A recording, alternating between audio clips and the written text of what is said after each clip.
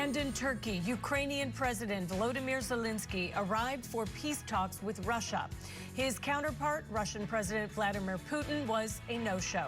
Instead, the Russians sent a delegation that Zelenskyy called, quote, decorative. It included an aide to Putin and 3 other officials. Scripps News international correspondent Ross Cullen is in Turkey for us and joins us live. And Ross, not a huge surprise that Putin didn't show up, but that's not a good sign for peace talks, is it?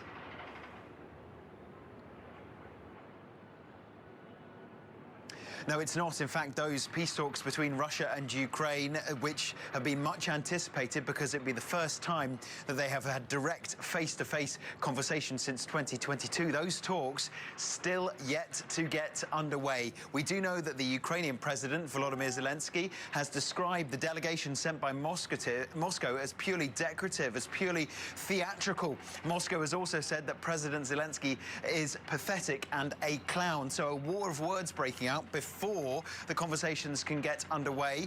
We do know that President Zelenskyy has been meeting President Erdogan of Turkey. Reports that meeting has just finished. Certainly, he will want to have secured Turkish support for a ceasefire. We know that Donald Trump also supports a ceasefire. We know that the European allies, such as France and UK, would like to see a ceasefire as well. So they want to put the focus on Moscow to see if they will also sign up to a ceasefire.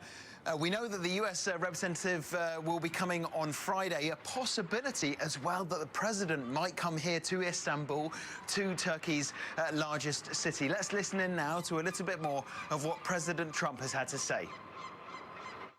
You know, if something happened, I'd go on Friday if it was appropriate. But we have people right now negotiating, and I think that I just hope that Russia and Ukraine are able to do something, because it has to stop.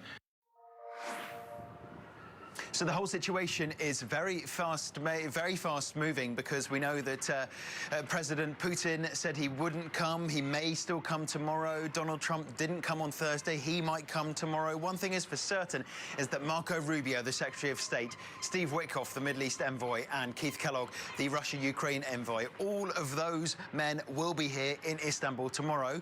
The US has facilitated separate talks in Saudi Arabia with Moscow and then with Kiev. One thing we could see on Friday, all 3 of them potentially sitting down together for talks about a possible ceasefire. Holly? International correspondent Ross Cullen for us in Istanbul. Thank you so much, Ross.